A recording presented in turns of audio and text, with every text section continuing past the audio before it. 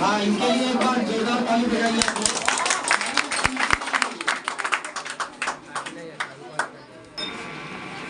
Sir, जो आपने शिक्षक दिवस की इस पावन दिवस पे मुझे भी अपनी वक्तव्य को रखने का मौका दिया। मैं एक बार बता दूं कि माटी का पुतला हूँ पर आपसे जुड़ा नहीं, माटी का पुतला हूँ पर आपसे जुड़ा नहीं हूँ, कोई गलती हो तो माफ करना, इंसान हूँ जुड़ा नहीं। हसीन पलों को याद कर रहे थे, उन हसीन पलों को याद कर रहे थे, आसमां से आपकी बात कर रहे थे। सुकून मिला जब हवाओं ने बताया हमें कि आप लोग हमें याद कर रहे थे, आप लोग हमें याद। कोई वादा नहीं फिर भी इकरार था, कोई वादा नहीं फिर भी इकरार था, और दूर होने का आपको भी एहसास था, और आपके चेहरे की मुस्कुराहट बता रही है कि आपको बस मेरे आने का इंतजार था। बहुत देर से मैं महसूस कर रहा हूँ कि आप लोग बहुत सैड दिख रहे हैं, और मेरा मानना यह है कि मुस्कुराना बहुत जरूरी है, और मुस्कुराहट वो हीरा है, वो आभूषण है जो आपके पास जब तक है आपको सुंदर दिखने के लिए किसी और आभूषण की आवश्यकता नहीं है। इसीलिए किसी ने कहा है कि एक बार मुस्कुरा कर तो देखो, एक बार मुस्कुरा कर तो देखो ये सारा जहां रंगीन है, एक बार मुस्कुरा कर तो देखो ये सारा जहां रंगीन है, वरना भीगी आंखों से तो आईना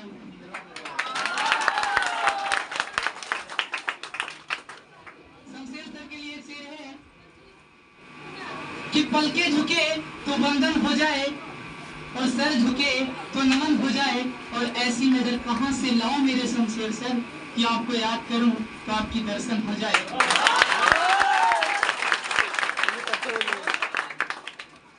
और एक बात मैं कह दूं अपने गुरुओं के लिए कि न तारीफों के लायक न शोहरतों के हकदार हूँ, न मैं तारीफों के लायक न शोहरतों के हकदार हूँ, सारी बिजली तो आप सबकी है, मैं तो सिर्फ एक तार हूँ, मैं तो सिर्फ एक तार।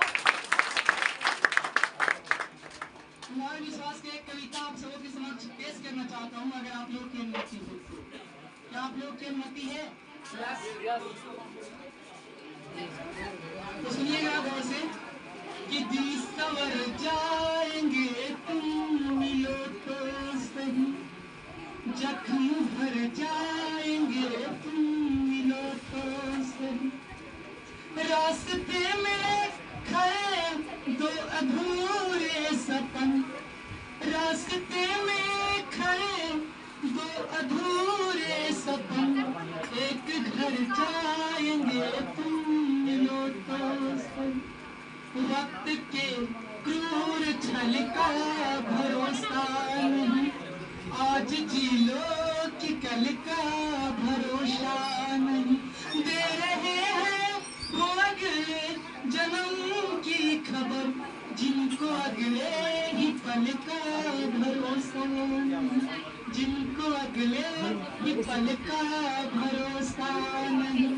दूर तू है मगर मैं तेरे पास हूँ, दूर तू है मगर मैं तेरे पास हूँ, दिल है गर तू तो दिल का मैं सांस हूँ, प्रार्थना या इबादत या पूजा कोई भावना है, अगर तुम विश्वास है, भावना है अगर तुम विश्वास है, इसी अधूरी जवानी का क्या फायदा, बिन कथानक कहानी का क्या फायदा, इस अधूरी जवानी का क्या फायदा, बिन कथानक कहानी का क्या फायदा।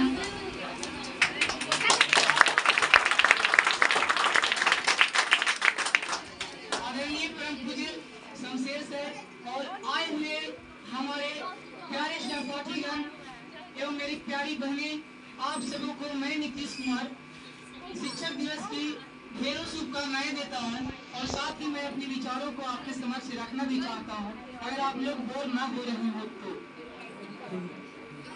जैसे कि हमारे बड़े भैया सोम भैया ने बताया कि शिक्षक दिवस आखिर क्यों मनाया जाता है।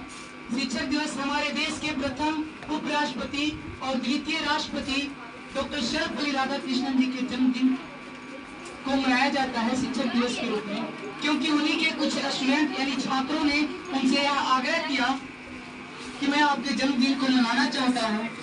तो डॉक्टर सर्वपल्ली राधाकृष्णन जो एक महान शिक्षाविद थे, उन्होंने अपने जन्मदिन को कहा शिक्षकों के लिए समर्पित कर दिया और बोला कि हमारे जन्मदिन को केवल मेरे ही जन्मदिन के रूप में नहीं बल्कि इस संसार के जितने भी शिक्षक हैं उन सभी शिक्षकों के नाम कर दो।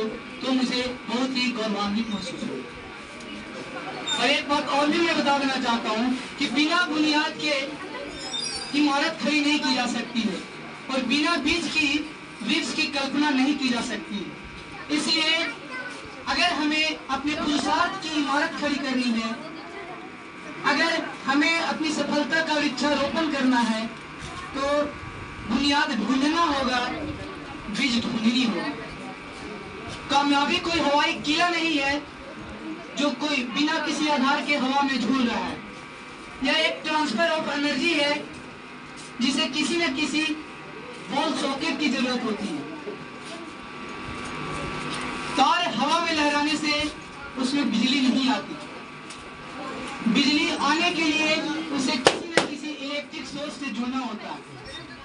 और हम सभी एक तांबे का तार है जो रस्सी के भाव बिक जाएंगे अगर हमने अपना करंट न ढूंढ लिया।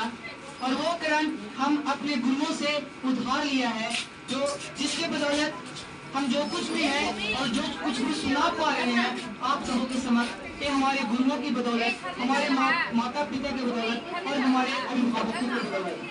और कहा जाता है कि हमारे जीवन की पहली शिक्षक जो होती है वो माँ होती है। तो माँ के लिए शेर सुनिएगा कि माँ न होती तो वफा कौन करता, माँ न होती तो वफा कौन करता, ये ममता का हक अदा कौन करता। हे बाबा हर एक की माँ को सलामत रखना, नहीं तो हमारी सलामती की दुआ कौन करता। कि न जाने कैसे कैसे ख्यालों में खो जाते थे हम, कोई डांट भी देता था रो जाते थे हम। आज तो नींद की गोलियां भी खाते हैं तो नींद नहीं आती, माँ की गोद में भी सो जाते थे हम। हिसाब लगा कर देख लेना, इस दुनिया के रिश्तों में कुछ अधूरा आधा निकलेगा, एक माँ का ही प्यार है दोस्तों जो औरों से 9 महीना ज्यादा निकलेगा। माता पिता की बात आ ही गई तो मैं चाहता हूँ कि एक बहुत ही प्यारा कहानी है जो मुझे याद है। अगर आप लोग फिर से अनुमति दें तो अभी मैं सुना दूं, अगर आप लोग बोर ना हो रहे हैं तो, क्योंकि मैं नहीं चाहता कि आप लोग की समय को बर्बाद करूं। अगर लगता है कि समय आप लोग की बर्बाद हो रही है तो बोलिए, मैं वापस आ जाऊंगा। नहीं अगर अनुमति है तो सुनाओ।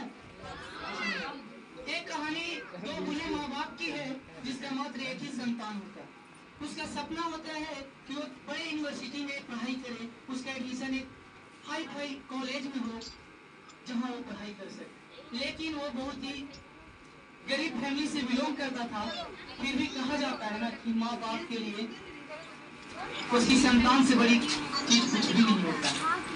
फिर भी माँ बाप डबल शिफ्ट में काम किया करते थे अपने बेटे को सपने को पूरा करने के लिए कि बड़े होकर बेटा कुछ इस कदर हमारा नाम करेगा ताकि जब मैं समाज में एंट्री करूंगा, समाज में चलूंगा तो कहेंगे ये भगवान का पिता है, ये उसका माँ है। तो होता यही है कि माँ बाप के पास उतने पैसे नहीं होती है कि वो अपने बेटे की सपने को पूरा कर सके। फिर भी बेटे की जिद माँ को तो झुका ही देती है, माता पिता को झुका ही देती है। किसी तरीके करके बेटे को एक बड़ी यूनिवर्सिटी में ले जाया जाता है और वहाँ किसी तरह पैसे जुगाड़ करके एडमिशन करा दी जाती है। लेकिन जो यूनिवर्सिटी होती है घर से काफी ज्यादा दूर होती है, जिसे वहाँ से आना जाना डेली संभव नहीं था, इसलिए वहाँ अब हॉस्टल में रहने की व्यवस्था करनी पड़ेगी। तो माता पिता ने बोला कि ठीक है सर, पहले आप मेरे बेटे की एडमिशन कर लीजिए, दाखिला ले लीजिए, मैं हॉस्टल का भी व्यवस्था कर दूंगा।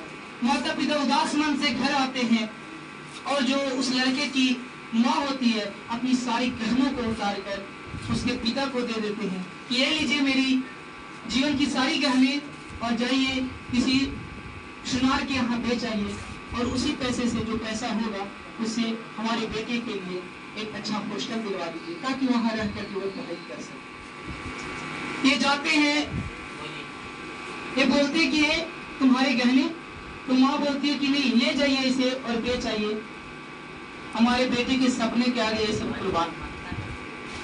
वो पैसे ले जाकर के उसकी हॉस्टल की व्यवस्था कर दी जाती है। बेटा पढ़ने लगता है हॉस्टल में रह करके, 1 महीने 2 महीने 3-4 महीने बीत जाते हैं। अब कॉलेज में पढ़ते पढ़ते उसे सुंदर कन्या से प्यार हो जाता है,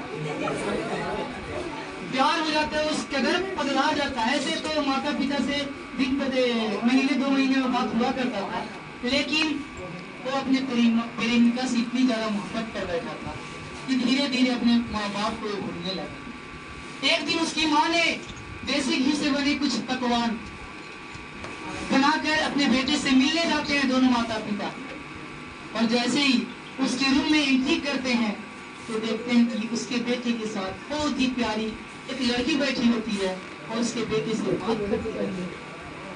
लड़की बोलती है हु आर दे? तो लड़के का जवाब आता है they are servant from my village, ये लोग हमारे गांव के नौकर। ऐसा इसलिए बोलता है क्योंकि उसके माँ बाप का पहनावा थोड़ी फटी पुरानी थी, जिससे उसे शर्मिंदा लग रहा है कि कैसे कह दूं कि हमारे माता पिता। बताइए ऐसी शिक्षा का क्या महत्व है जो हमें माँ बाप को चिनने से इनकार कर दे, जिसने हमें जन्म दिया, पाला पोसा बड़ा किया और अपने संतान के सपनों को पूरा करने के लिए अपने आभूषण को भी त्याग दिया। आज वो लड़का जब थोड़ी बहुत पढ़ाई कर लेता है तो अपने माँ बाप को क्या बोलता है कि they are servant from my village, ये लोग हमारे गाँव के। फिर भी उसके माँ बाप की आंखों में आंसू आ जाते हैं। क्यों? क्योंकि उसका बेटा इंग्लिश में बातें कर लेता है, इंग्लिश में बात कर रहा होता है। इसीलिए मैं कहता हूँ कि जीते जी कद्र कर लीजिए अपने माँ बाप का, क्योंकि जब वो इस दुनिया से जाएंगे ना तो मखमल के तकिए पर भी नहीं जल्दी आएगा। किसी ने क्या खूब कहा है, ये फूल कभी दोबारा नहीं खिलते, ये जन्म कभी दोबारा नहीं मिलते, मिलते तो लोग हजार हैं इस जिंदगी में, लेकिन माँ बाप से प्यार, माँ बाप से ज्यादा प्यार करने वाले माँ बाप दोबारा नहीं। सर के लिए एक और कि जीवन की कठिन सी राहों पर मैं आपका आशीष चाहूंगा, और जो राह आपने भी दिखाई मैं औरों को दिखलाऊंगा, मैं औरों को दिखलाऊंगा। और जाते जाते कुछ 1-2 शायरियों के साथ छोड़े जाता हूँ कि बेहतर से बेहतर बनने का तलाश करें, मिल जाए नदी तो समंदर का तलाश करें, टूट जाते हैं शीशे पत्थर की चोट से, मगर पत्थर टूट जाए ऐसे शीशे तलाश करें, ऐसे शीशे तलाश। मैं आप सबसे विदा लेना चाहता हूँ। आप लोग देखते हैं अब शायद बोर होते जा रहे हैं कि सस्ती रहे खुशियों की महफिल, हर खुशी इतनी सुहानी रहे, आप जीवन में इतने खुश रहें कि हर खुशी आपकी जीवन